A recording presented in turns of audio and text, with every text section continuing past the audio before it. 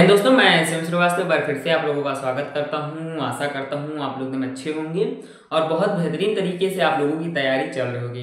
RRB JE का जिन भी candidates ने एग्जाम दिया था उनके मन में एक ही सवाल बार बार उठता है, डेली उठता है। मैं मानता हूं क्योंकि आप लोगों ने मेहनत की है और आप उस मुकाम पर पहुंचने के काबिल भी हैं जो मुकाम सरकार आपको दे रही है।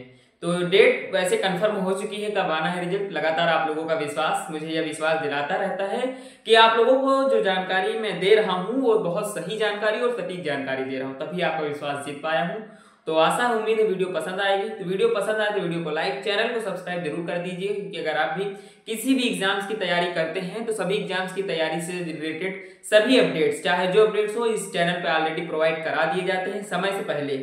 और आप लोगों को आगाह भी कर दिया जाता है कि आपका सेफ स्कोर क्या होने वाला, कट ऑफ क्या होने वाला। जैसा कि आप लोगों को पता है, मैंने अभी तक 3 एग्जामिनेशन की कट ऑफ आप लोगों के साथ शेयर की और तीनों एग्जामिनेशन में मात्र और मात्र केवल -1 या +1 का अंदाजा देखने को आपको मिला है। तो बिना किसी देरी की वीडियो शुरू करते हैं, आगे की चर्चाएं करते हैं। ठीक है, आरआरबी जेई जो आप भी जानते हैं, आरआरबी जेई हो या आरआरबी एलपी हो, आरआरबी टेक्नीशियन हो, आरआरबी एनटीपीसी हो, कोई भी आरआरबी से रिलेटेड एग्जाम हो तो आरआरबी खुद कंडक्ट कराती है। बेसिक जानकारी आपको होनी चाहिए। ठीक है, आप लोगों का रिजल्ट डेट भी आ चुका है और रिजल्ट डेट भी मैं आप लोगों के साथ शेयर करने वाला हूँ, कट ऑफ भी बताने वाला हूँ।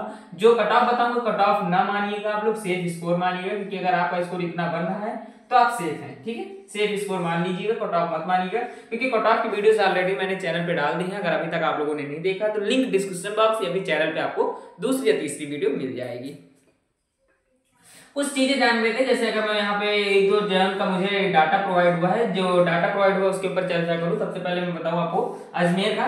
तो अजमेर में आपको पता है कि 529 पद थे आरआरबी जेई में। ठीक है, वहां की प्रेजेंटिंग मुझे पता चली कि 65% कैंडिडेट्स फॉर्म भरने के बाद वहां के लिए एग्जाम दिए थे। ठीक है, ये डाटा ऑफिशियली है। ठीक है, तो इस पर कोई आप ये मत कहिए कि फेक है, रियल है। जैसी भी है, बहुत सोच समझ के आप लोगों के सामने लाया हूं, बहुत ज्यादा जानकारी एकत्रित करके लाया हूं, इसलिए विश्वास करिए, जो भी बताता हूं सही बताता हूं। ठीक है, 28,337 कैंडिडेट्स ने एग्जाम दिया है यहाँ की एक सीट के लिए।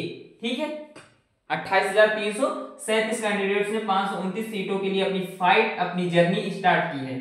तो आप उस जर्नी के अंतर्गत आते हैं। अगर आप इन 528 में 529वें नंबर पे भी हैं तो आपका सिलेक्शन है। लेकिन ये ध्यान रखिएगा कि हर एक परीक्षार्थी एग्जाम क्रैक करने के लिए ही तैयारी करता है। भले ही उसकी तैयारी पहले अफोर्डेबल ना हो, लेकिन वो कोशिश करता है कि अंत समय तक पहुंचते पहुंचते वो उस मुकाम को हासिल कर लेगा जिसके लिए वो मेहनत कर रहा है। कोई भी काम, कोई भी, ये नहीं कहता हूं कि एक रात में महल खड़े होते हैं, मैंने देखा है, लेकिन एक रात जरूर खड़े होते हैं। ठीक है, तो अजमेर की बात करूं तो अजमेर में आपके पद 529 थे और जिसके लिए कैंडिडेट्स 28,337 कैंडिडेट्स ने फाइट की। वही चंडीगढ़ का भी डाटा मुझे मिला था, तो मैंने सोचा आप लोगों को बता दूं। चंडीगढ़ पे आपके 356 पदों पर युद्ध हुआ था। 356 पदों पर जो युद्ध करने वाले थे वो थे 29,181। मैंने उन डाटा को नहीं कलेक्ट किया है जो डाटा आप लोगों के हिसाब से जिन फॉर्म भरे गए थे, मैंने उन्हीं डाटा को कलेक्ट किया है जिन्होंने एग्जाम दिया है। ठीक है, तो 29,181 कैंडिडेट्स ने 356 पदों के लिए अपने अपने प्रतिनिधित्व उतारे हैं या अपने अपनी क्षमताओं के अनुसार अपने अपने युद्ध क्षेत्र में कौशल दिखाया है। ठीक है, चेन्नई की बात करूं, चेन्नई का भी डाटा मुझे मिला, तो मैंने कहा था एक अजमेर हो गया आपका, एक चंडीगढ़ हो गया, एक चेन्नई। चेन्नई में 652 पद थे और जिसके लिए 76,285 कैंडिडेट्स ने युद्ध लड़ा। ठीक है, 76,285 अपने आप में बहुत बड़ी संख्या होती है और ये मैं कह सकता हूं कि जो भी कैंडिडेट्स हैं बहुत तगड़े से लड़ते हैं। बहुत अच्छा लगता है जब आप लोग किसी एग्जाम की तैयारी करते हैं, आप अपना लक्ष्य डिसाइड करते हैं। देखो, मैंने भी अपना लक्ष्य डिसाइड किया है और उस लक्ष्य में मैं निरंतर बढ़ रहा हूँ। पिछले 7 महीने से मैं आप लोगों के लिए वीडियो बना रहा हूँ। हो सकता है ये वीडियो मेरी दूसरी हो जो आपके पास पहुंची है, पहली ही वीडियो हो तो आप लोग देख रहे हैं, तो चाहे पहली हो चाहे दूसरी हो, एक ही रिक्वेस्ट करता हूं आप लोगों से, प्लीज सपोर्ट मी। ठीक है, उसके बाद बात करूंगा मैं आप लोगों से सिकंदराबाद की। सिकंदराबाद की बात करूं तो पद आप लोगों के 590 हैं और जिसके लिए 87,571 कैंडिडेट्स ने फॉर्म भरा था। तो लगभग 45,000 कैंडिडेट ने यहाँ पे एग्जाम दिया है। ठीक है, 45,372 कि 312 ऐसे था। ठीक है, तो कंफर्म डाटा नहीं याद मुझे, लेकिन जो मैंने पढ़ा था वो बता रहा हूँ। ठीक है, लेकिन इतना कंफर्म है कि 45,000 प्लस था। तो मैंने आपको अजमेर की बताया, चंडीगढ़ की बताई, चेन्नई की बताई और यहाँ पे आपको सिकंदराबाद की बता दी। ठीक है, सिकंदराबाद की बताने के साथ साथ कुछ चीजें और जो जान लीजिए, बहुत इंपॉर्टेंट होने वाली।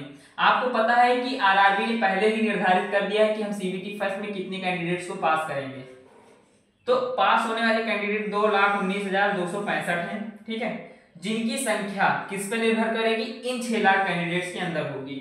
अब आप अपने आप में इतना विश्वास जरूर रखिए, अगर आप अभी भी तैयारी आप सीबीटी सेकंड की नहीं कर रहे हैं तो मैं आप लोगों से विनम्रता के साथ अनुरोध कर रहा हूं कि तैयारी करिए। तैयारी कभी व्यर्थ नहीं जाती है।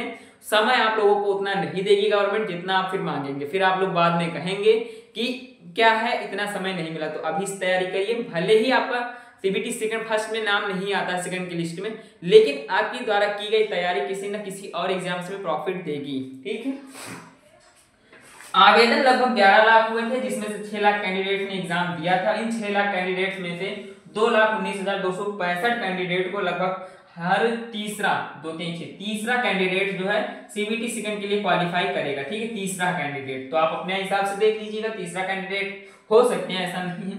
अब आप लोगों के डाटा के अनुसार जब ये इतना डाटा मुझे प्रोवाइड हुआ तो थोड़ा सा चेंजेस मुझे दिखे हैं, उन चेंजेस को भी मैं बताता हूँ। जैसे आपका आता है हार्ड शिफ्ट और इजी शिफ्ट। ठीक है, नॉर्मलाइजेशन की बात करूंगा, उसके बाद आपको 17 दिसंबर की सेकंड और थर्ड और 18 दिसंबर की सेकंड आपकी हार्ड शिफ्ट थी। इन 3 शिफ्ट में आपके एग्जामिनेशन थे तो हार्ड थे। आपको मैं बार बार ये आगाह करता रहता हूँ कि मैं किसी भी एग्जाम को हार्ड तभी मानता हूँ जब मैं उनका खुद का क्वेश्चन आंसर देखता हूँ, क्योंकि अपने अनुसार और अपने अनुभव से अभी उतना विशाल अनुभव तो नहीं हुआ, लेकिन कम से कम 2 साल का तो अनुभव लिया ही हूँ। 1 साल सेल्फ स्टडी और 1 साल मैंने अपने आसपास के क्षेत्रों को मतलब कि क्षेत्र छात्राओं के साथ पढ़ा हूँ। उनसे जो सलाह मिलती है, गुरुजनों से जो आदर मिलता है, उसके अनुसार मैं आप लोगों को डाटा प्रोवाइड कराता हूँ।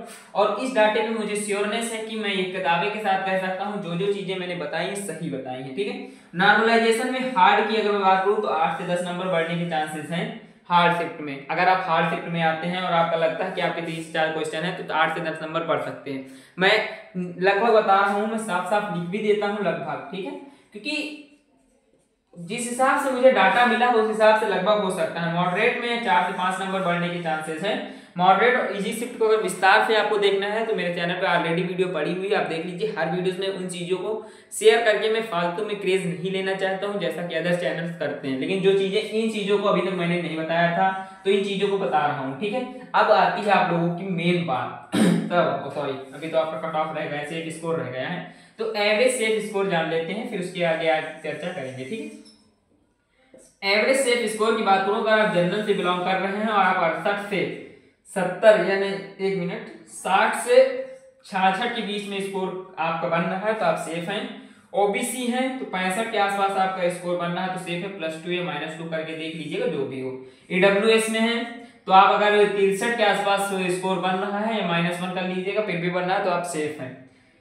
एससी की बात करूं 56 के आसपास आपका स्कोर बन रहा है तो आप सेफ हैं। एसटी की बात करूं 51 के आसपास आपका स्कोर बन रहा है तो आप सेफ हैं। देखो एसटी में मुझे एक डाउट लग रहा था, एसटी अगर 47 के आसपास भी स्कोर बना रहा है फिर भी आप वो सेफ है, क्योंकि मुझे जब कैंडिडेट्स का डाटा है लगभग 100 कैंडिडेट्स से जो एसटी के साथ डाटा शेयर किए थे तो उनके कैंडिडेट्स में एवरेज स्कोर ही मुझे 45 मिल रहा था। ठीक है, 45 तो 45 जब मुझे मिल रहा था तो मैं दावे कह सकता हूँ कि 47 अगर आपका स्कोर बन रहा है तो आप चिंता न करिए, सेफ है। क्योंकि जिन भी कैंडिडेट्स का मुझे डाटा प्रोवाइड हुआ वो ऑलरेडी बहुत अच्छे पढ़ने में है। ऐसा नहीं कि वो किसी मतलब लगभग 6 से 7 महीने, कोई 8 से 10, कोई 2 साल, कोई 1.5 साल ऐसे तैयारी कर रहा है। ठीक है, अब आप लोगों को रिजल्ट डेट बताता हूँ और आगे की चीजें बताता हूँ। देखो रिजल्ट आप भी जानते हैं, चाहे जितना हम लोग कहें, चाहे जितना प्रेशर पड़े, जब बोर्ड को जारी करना होगा तभी जारी करेगा, पर फिर भी एक सस्पेक्ट डेटा मतलब कि सस्पेक्ट आप समझ लीजिए सस्पेक्ट डेट मुझे मिली है।